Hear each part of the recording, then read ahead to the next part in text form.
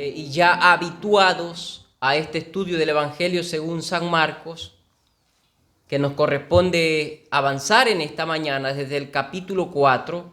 Vamos a estar mirando desde el verso 30 hasta el verso 35.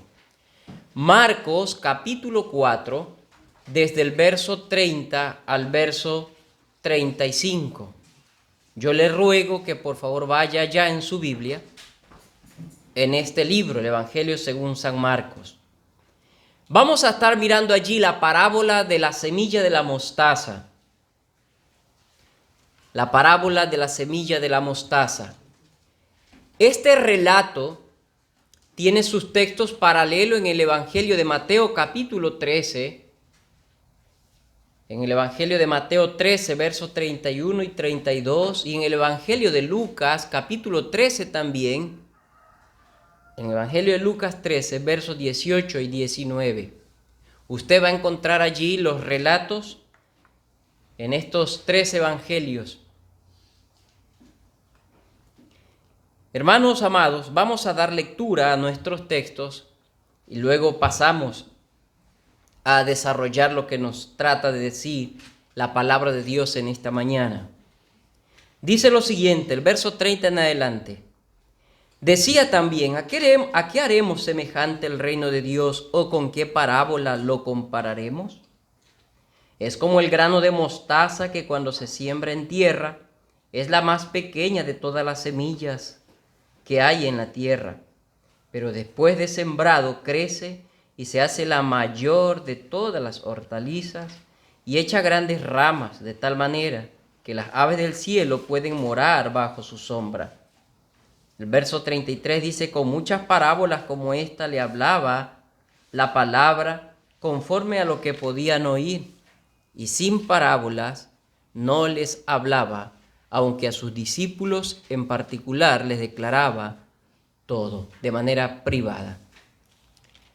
El título que le he puesto a esta enseñanza, a las otras le he dejado con su propio título, pero en esta parábola me he dado el espacio para poner un título distinto. Es verdad que la Biblia nos habla de la parábola de la semilla de mostaza, pero yo le he puesto el título, el desarrollo del reino en toda su etapa.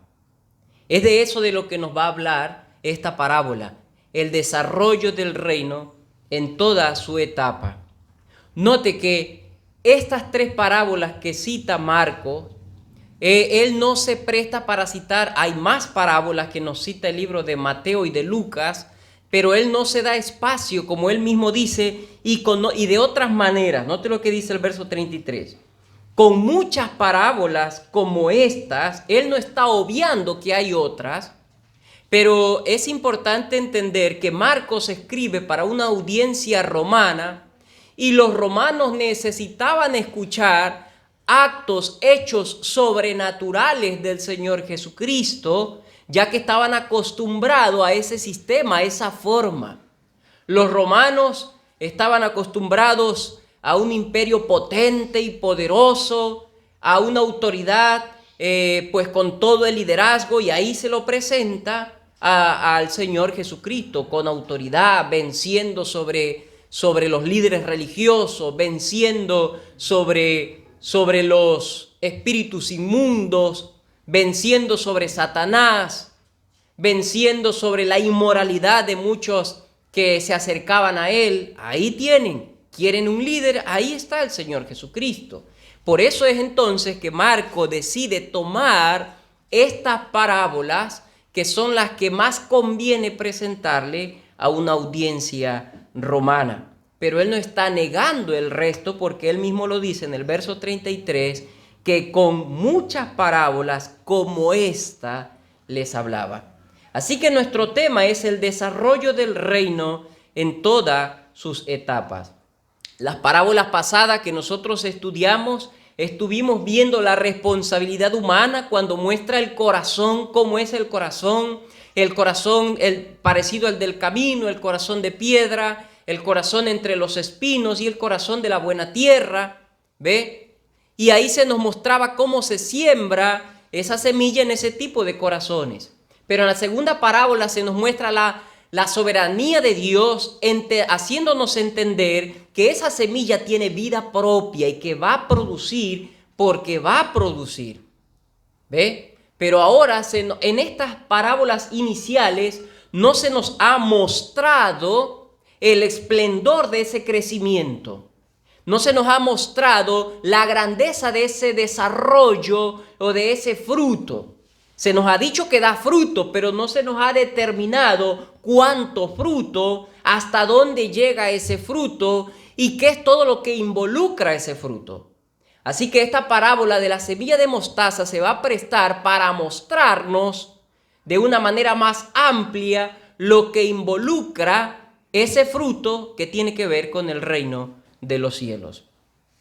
En primer lugar, hermanos, nuestro primer punto va a ser muy sencillo y rápido. Se llama un llamado de atención. Es lo que hace el Señor Jesucristo. ¿Y por qué es que yo he puesto, podríamos haber obviado este principio, este punto? Pero note lo que dice el verso 30. Decía también, ¿a qué haremos semejante el reino de Dios? ¿Y con qué parábola lo compararemos? El Señor Jesucristo, siendo, como ya se los he dicho antes, un maestro por excelencia, y pareciera aquí en este texto que el Señor no sabe cómo introducir lo que continúa. Si usted lo mira de una manera minuciosa, es como que se le acabaron las ideas aparentemente al Señor Jesucristo, y es como que empieza a preguntarle a su audiencia, diciéndole, ¿y ahora con qué vamos a comparar al reino de los cielos? Pero verdaderamente él no estaba haciendo allí una pregunta. Esto era una pregunta obvia. Es una pregunta que él hace no para pedir un consejo, sino para llamar la atención de su audiencia, para mantenerlos atentos y con un espíritu receptivo o dispuesto a escuchar lo que él va a introducir como una nueva enseñanza.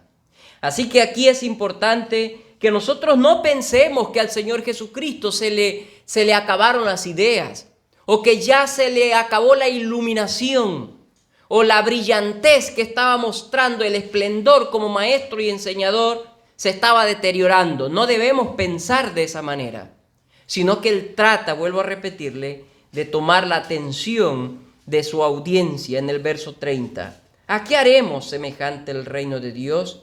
¿Quién podría decirle al Señor Jesucristo cómo es el reino de Dios? La respuesta es nadie. Solo Él lo sabe.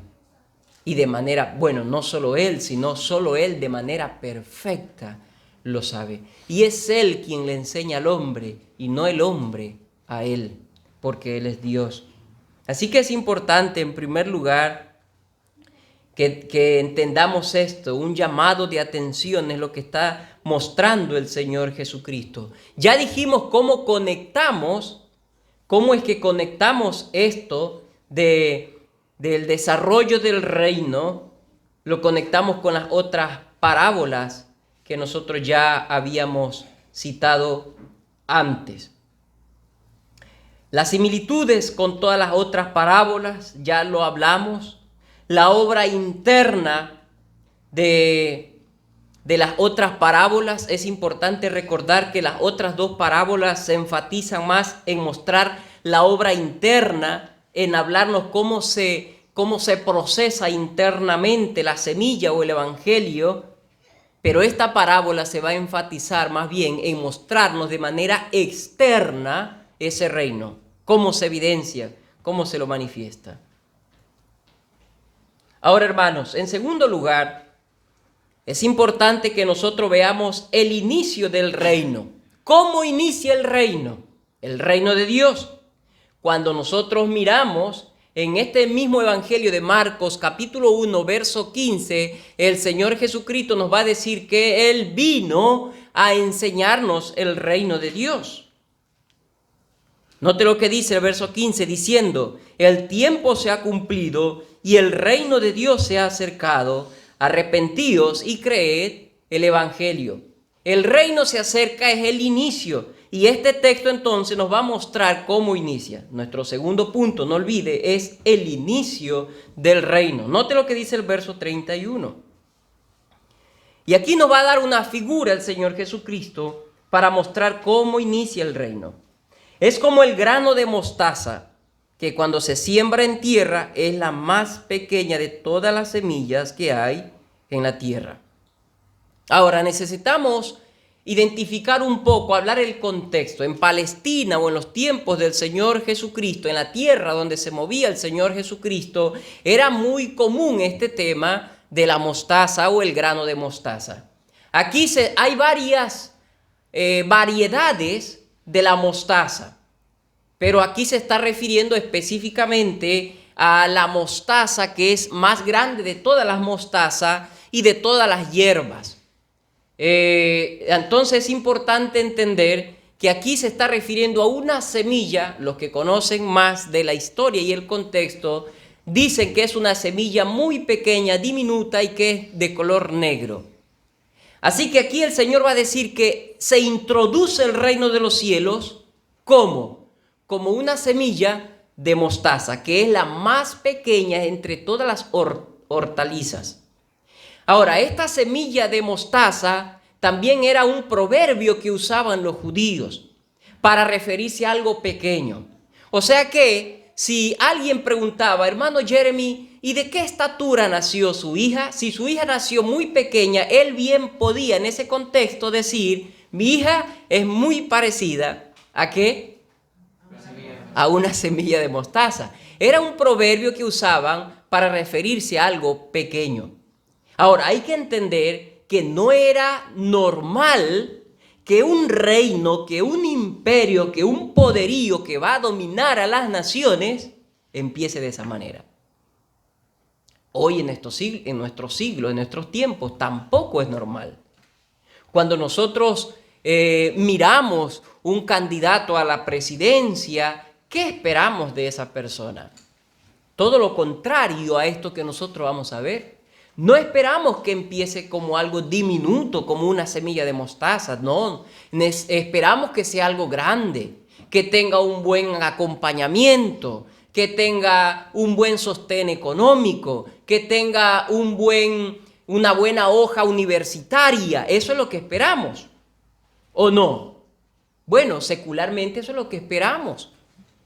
Entonces vamos a ver cómo empieza el reino de los cielos de una manera muy pequeña, diminuta. Estamos entonces diciendo cómo es el inicio del reino.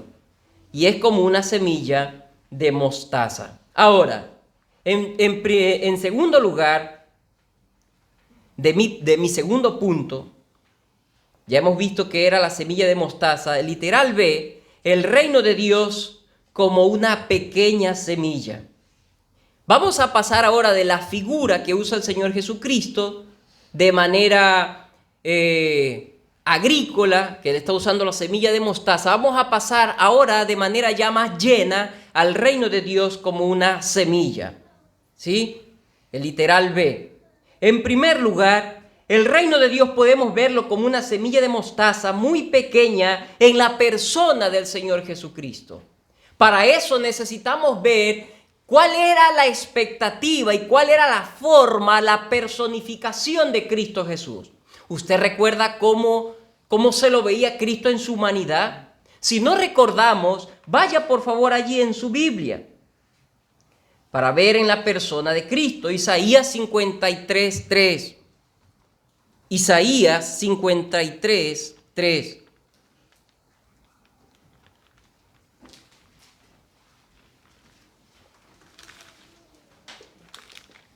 Dice allí, hermanos, despreciado y desechado entre los hombres, varón de dolores, experimentado en quebranto, y como que escondimos de él el rostro, fue menospreciado y no le estimamos. ¿Cómo empieza este reino? ¿Qué perspectiva le levanta, le llega a su mente cuando miramos una semillita diminuta de mostaza y ahora cómo se lo presenta Cristo en Isaías? Desechado, despreciado, un varón de dolores, fue menospreciado. Es así como se muestra en el libro de Isaías. Pero si usted retrocede un poco en este mismo libro, en el capítulo 49, vaya por favor ahí mismo Isaías 49, 7. 49, 7 de Isaías dice: así ha dicho Jehová, Redentor de Israel, el santo suyo. ¿Y qué calificativo le da aquí? Menospreciado de alma, al abominado de las naciones, al siervo de los airados. Perdón, gracias, de los tiranos. ¿Ve entonces cómo se lo muestra aquí? Al que inicia de una manera visible, al que empieza a promover el reino, ¿cómo lo vemos allí? Despreciado una vez, servidor de los tiranos. ¿Hay esperanza en un hombre así, humanamente hablando? Así como no hay mucha esperanza en una semilla de mostaza tan diminuta y tan pequeña, tampoco hay esperanza en este hombre. Y fue por eso que los que no entendían espiritualmente el reino de Dios lo llevaron finalmente a Cristo Jesús, a la cruz del Calvario. Así que lo podemos ver tan pequeño como inicia el reino de los cielos, en primer lugar, en la persona del Señor Jesucristo. Pero yo quiero que usted vaya a Juan capítulo 1, verso del 10 al 11. Juan 1, no pierda Marcos, por favor. Juan 1, del 10 al 11.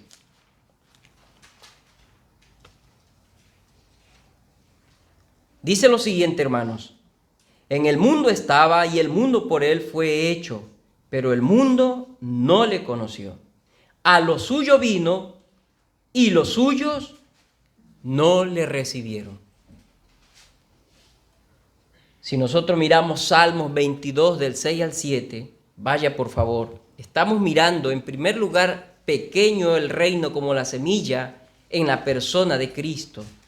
Salmos 22 del 6 al 7.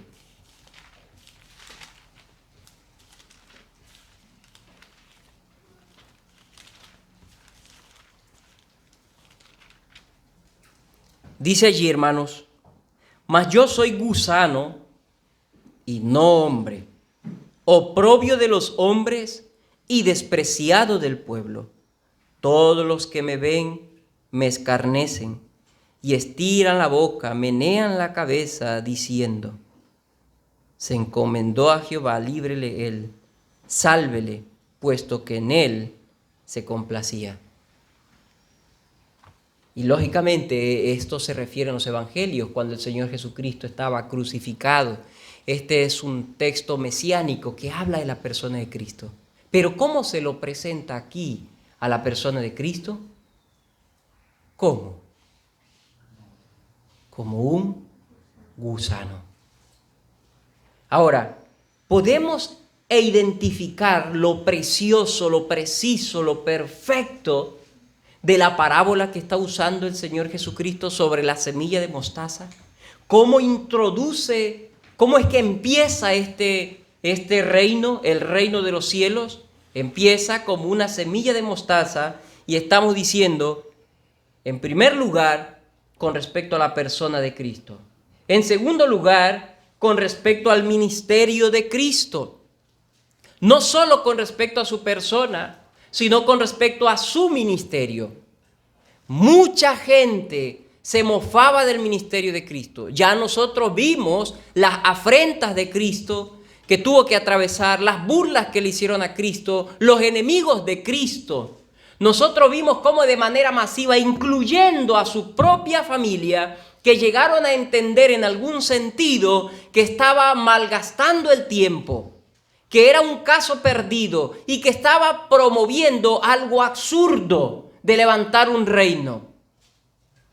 Así que vemos cómo su ministerio fue estropeado, cómo su ministerio tuvo tropiezo, hasta finalmente llevarlo ¿a dónde? A la cruz del Calvario. Es así entonces como empieza el reino de los cielos, como algo muy pequeño. Estamos viendo nuestro segundo punto, hermanos, el reino de Dios como una pequeña semilla. Ya vimos en la persona de Cristo, en el ministerio de Cristo, pero en segundo lugar también en los inicios de la iglesia. ¿Por qué decimos también en los inicios de la iglesia? ¿Cómo empezó la iglesia, hermano? ¿Usted se acuerda cómo empezó la iglesia visible de Cristo? ¿Con quiénes? ¿Quiénes lo seguían a Cristo inicialmente? ¿Quiénes eran ellos? ¿Eran doctores? Era gente sencilla. Era gente muy pequeña. Era gente pescadoras. No estamos diciendo que eran ignorantes, que no sabían leer ni escribir, como muchas veces hemos pensado. No. Pero no eran personas que venían de las grandes escuelas rabínicas de aquellos entonces. No eran miembros inicialmente del Sanedrín, ni miembros de las religiones de los fariseos. Inicialmente eran hombres comunes y corrientes, en los cuales no había mucha esperanza, en los cuales no había muchas probabilidades. Y fue así como empezó el reino de los cielos, los inicios de la iglesia, de una manera muy pequeña, como una semilla de mostaza. Ya dijimos, los apóstoles no eran los más sabios, pero también consecutivamente más adelante, ¿cómo sucedió? La iglesia, muchos de ellos fueron muertos, fueron perseguidos y cada vez más podríamos decir que se acababan las esperanzas para la realización del reino de los cielos. Ahora, cuando nosotros vamos, mis hermanos, y hacemos un análisis en el reino de los cielos en el Antiguo Testamento, porque no debemos divorciar el reino de los cielos del Nuevo Testamento y del Antiguo Testamento. Lógicamente que en el Nuevo Testamento se lo visualiza, se lo establece de una manera más clara, pero ya estaba en el Antiguo Testamento. ¿Y cómo era en el Antiguo Testamento? De la misma manera. Dios levanta a Moisés, un hombre despreciado, un hombre no escuchado. Aunque el pueblo de Israel salió, la mayoría de ellos iban en contra de Moisés y en contra de Dios.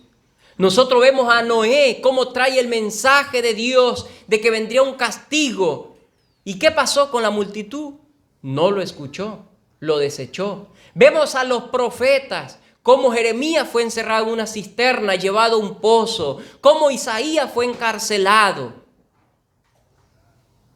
Y cómo también a Elías se lo llamaba y se lo tildaba de loco. Así que, hermanos, el reino de los cielos ha empezado desde sus inicios como una pequeña semilla. ¿Cómo empieza el reino de los cielos en el corazón de las personas? De la misma manera, la sociedad le da la espalda y desecha a aquel que no tiene esperanza. El mundo sabe, hermanos, que para las adicciones, los pecados deliberados que comete el hombre, la única esperanza, ¿saben quién es? Aún para el mundo, ellos dicen, solamente que Dios lo toque. Pero no hay esperanza en ese hombre. Aún para los mismos pastores, llega una persona, se siente en este lugar y uno dice, no, este tipo, ¿qué va a poder iniciar? ¿Qué esperanza puede haber muchas veces en los mismos pastores, en la misma iglesia? Pero luego esa semilla es puesta en ese corazón y empieza a surgir una nueva criatura y empieza a verse los frutos y empieza a manifestarse el reino de Dios que empezó como una diminuta semilla en ese corazón. Así que estamos viendo cómo empieza nuestro tema. No se olvide nuestro título, el desarrollo del reino de Dios en todas sus etapas. Y así inicia, hermanos, el reino de Dios. Una iglesia empieza a reunirse, un misionero empieza a llegar, empieza a predicarle la palabra a una persona, a una familia, y el Señor luego por su gracia levanta gente en ese pueblo y constituye una iglesia, fortalece los corazones. Hay hombres y mujeres dispuestos a seguir el Evangelio. Es así como empieza el reino de Dios. Pero eso lo vamos a ver un poco más adelante. Ahora, en nuestro tercer punto. Hemos visto entonces que el Señor hace aquí un llamado de atención. Hemos visto el inicio del reino de los cielos. Y ahora vamos a ver el desarrollo de su reino. El desarrollo de su reino. Note lo que dice el verso 32. Marcos, capítulo 4, verso 32.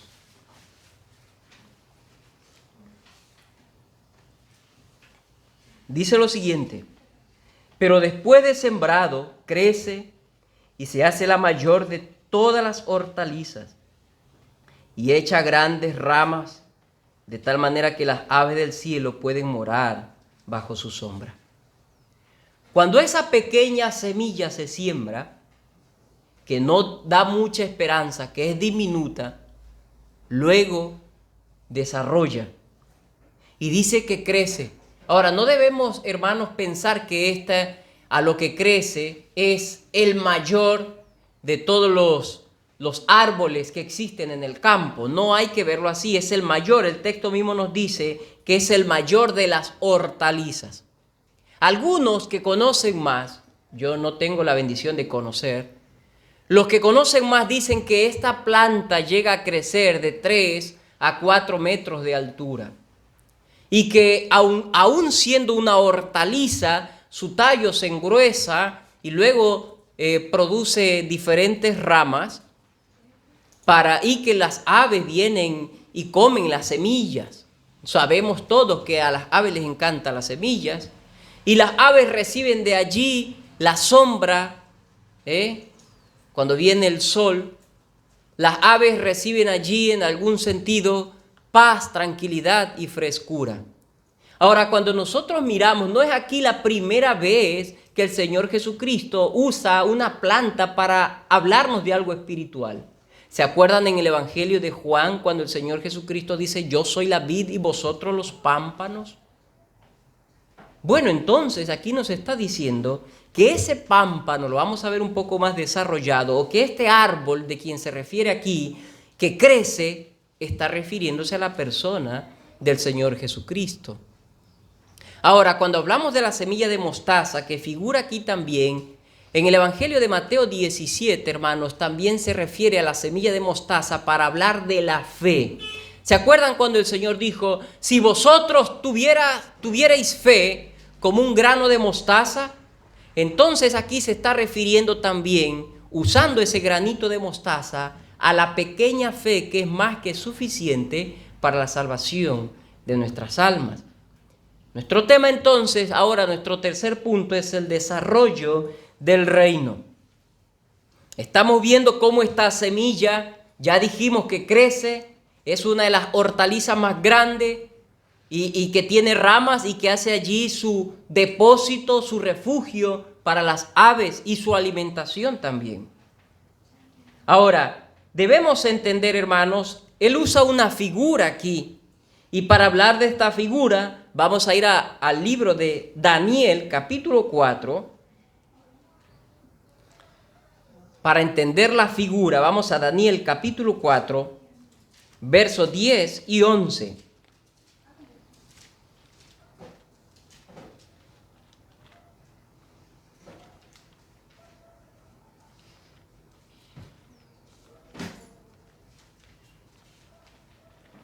Daniel 4, versos 10 y 11.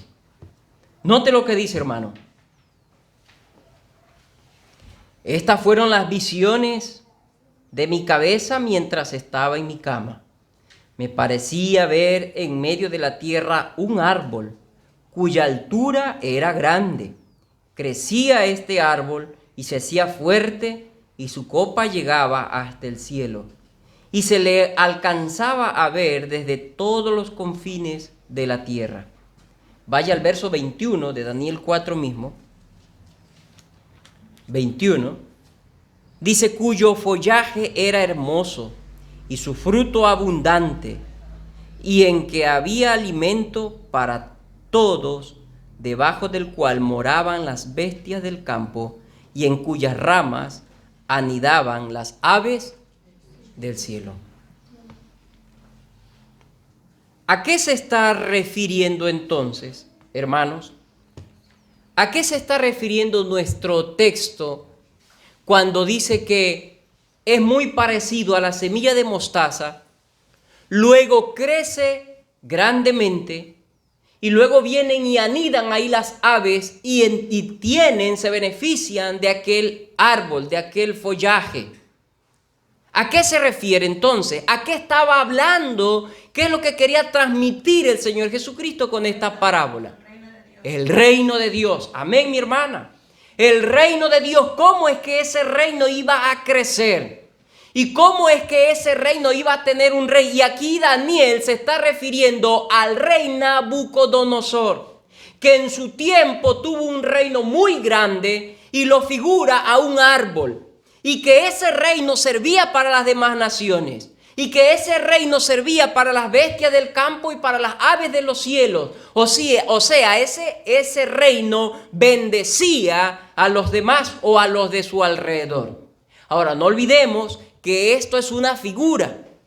El principio aquí enseñado es, como dijo la hermana, el reino de Dios. Hay un rey que vino a la tierra. Hay un rey que vino como una pequeña semilla, pero que en su debido tiempo va a ir creciendo y va a ser de bendición para las naciones, ya no solo para Israel, sino para todo el mundo.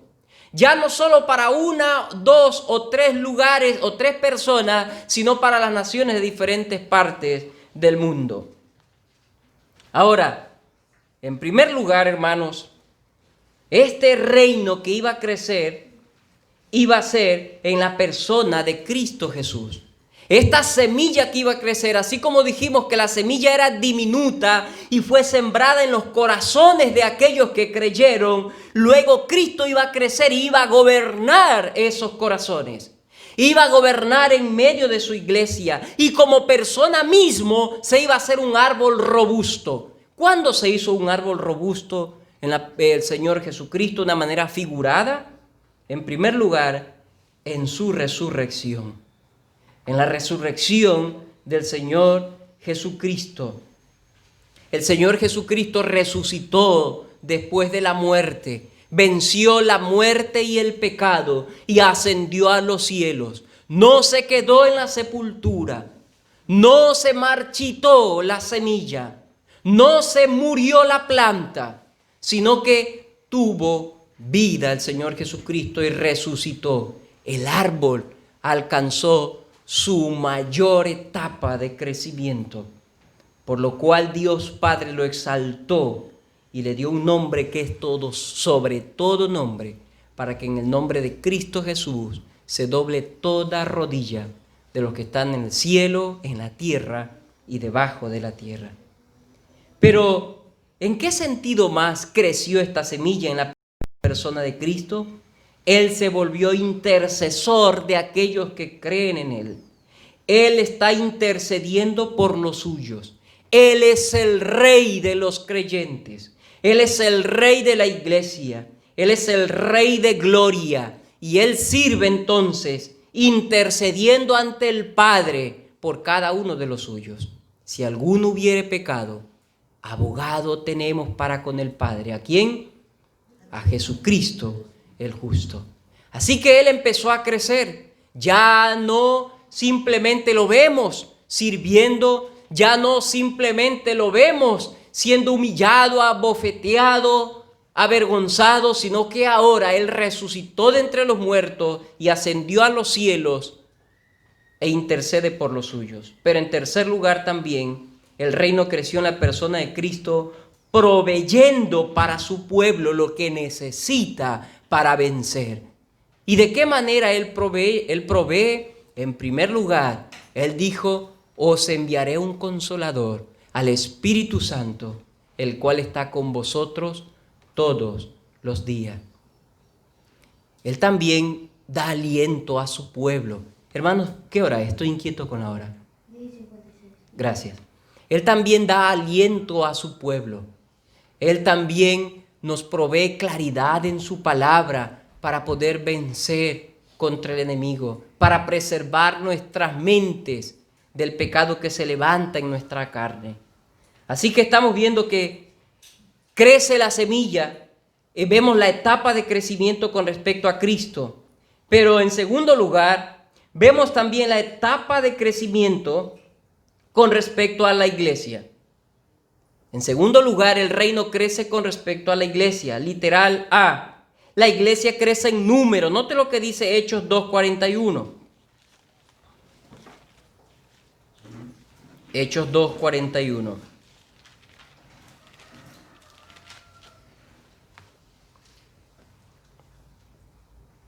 Dice, así que los que recibieron su palabra fueron bautizados y se añadieron aquel día, ¿cuántas personas? ¿Cuántas personas, hermanos? Como 3,000 personas. Luego lo vemos predicando a Pedro y se añaden a la iglesia 5,000 personas. Y vemos cómo se va expandiendo el evangelio. Dijimos en primer lugar, el reino crece como esa hortaliza con respecto a la persona de Cristo. Pero en segundo lugar, con respecto a la iglesia, en número. La iglesia empieza a crecer. ¿Empezaron cuántos? Empezó Cristo solo. Luego, ¿quién lo seguía a Cristo? Los apóstoles. Y ahora vemos cómo el reino se sigue expandiendo de una manera grande hasta llegar Judea, Samaria, Jerusalén y lo último de la tierra. La iglesia ha crecido grandemente, mis hermanos, y la iglesia sigue creciendo. El reino de Dios sigue creciendo, la semilla se sigue desarrollando. Estamos viendo el reino en todas sus etapas. La iglesia del Señor está en todos los lugares del mundo. Ha alcanzado aún los países que son más violentos en contra del evangelio.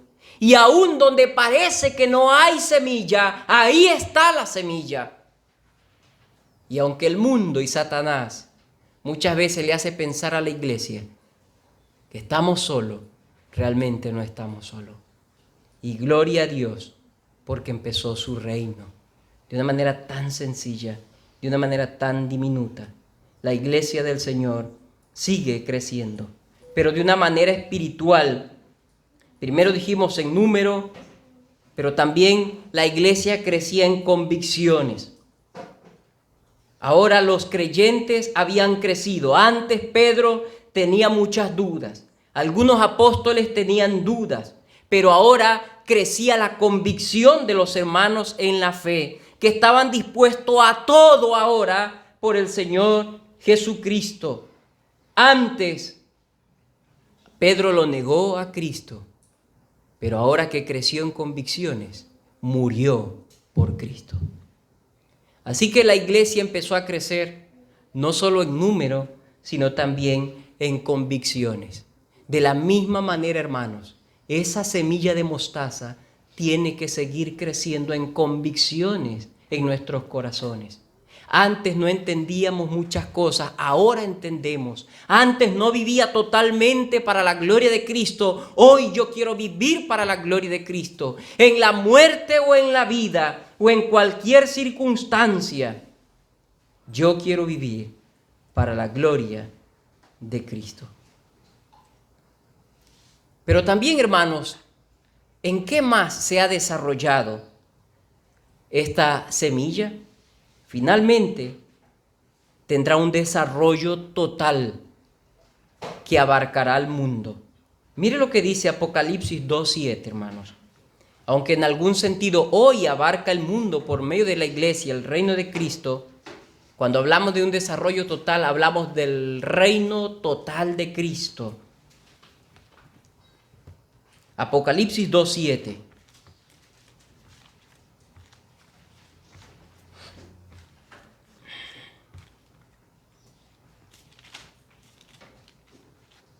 Dice lo siguiente: el que tiene oído oiga lo que el Espíritu dice a las iglesias. Al que venciere le daré a comer. Note, ¿quiénes dice que venían y hacían morada en los árboles? Los pajarillos. Dice: al que venciere le daré a comer, ¿de qué cosa? del árbol de la vida, el cual está en medio del paraíso de Dios. Ahora vamos a Apocalipsis 22, del 1 al 5. Apocalipsis 22, del 1 al 5. Dice lo siguiente allí: después me mostró un río limpio de agua de vida, resplandeciente como cristal, que salía del trono de Dios y del Cordero. En medio de la calle de la ciudad, y a uno y a otro lado del río, estaba el árbol de la vida, que produce 12 frutos, dando cada mes su fruto, y las hojas del árbol eran para la sanidad de las naciones. Y no habrá más maldición, y el trono de Dios y del Cordero estará en ella, y sus siervos le servirán, y verán su trono, y su nombre estará en su frente. No habrá allí más noche, y no tiene necesidad la luz de lámpara, ni de luz del sol, porque Dios el Señor los iluminará, y reinarán por los siglos de los siglos. ¿Quiénes vendrán a este árbol? Todas las naciones. Cuando dice entonces que los pajarillos anidarán allí, o no dice anidarán, vendrán y se posarán allí, hermanos, el reino empieza con Cristo, y el reino crece grandemente a tal punto que gente de todas las naciones se posarán en la semilla que ya creció, que es Cristo Jesús. Así que, hermanos, quisiera llevarles a meditar a varias cosas importantes. En primer lugar, si el reino de Dios ha llegado a nuestras vidas, si el reino de Cristo ha llegado a nuestras vidas como una semilla, consecuentemente lo que tiene que crecer en nosotros es la persona de Cristo a través de nosotros. Nosotros debemos depender de Cristo.